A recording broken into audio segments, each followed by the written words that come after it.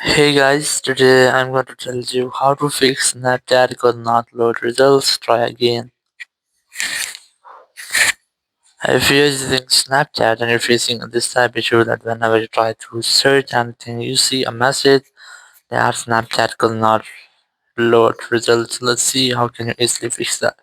Not fix that, you just have to go back from here and you have to check for your network connection that you have a stable and strongest network connection.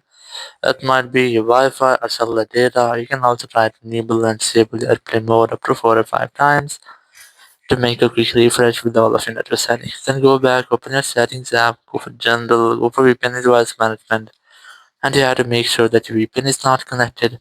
If you find a connected VPN here, try to disconnect with that. Then open your app store here, search for Snapchat, and you have to make sure that you haven't any pending updates for your Snapchat app.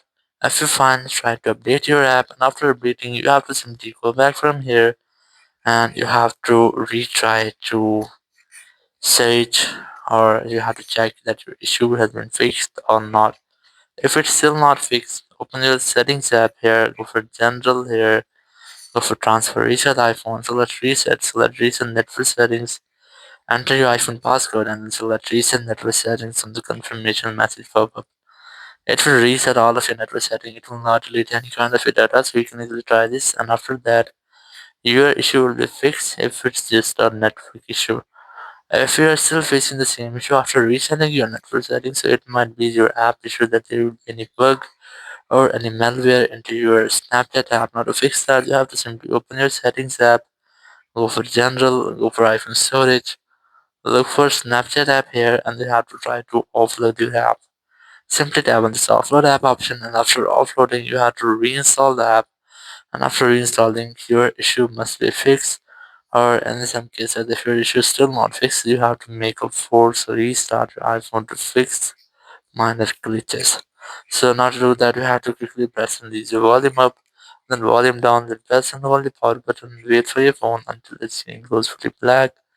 So let's add this. You have to quickly press and release your volume up, then volume down, then press and hold your power button and wait for your phone until your screen goes fully black.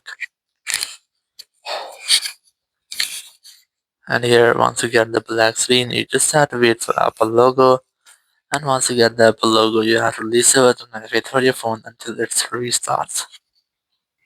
So after restarting, your issue must have to be fixed and you will not get the same issue again. Thank you very much for watching the video. Until next video, bye bye.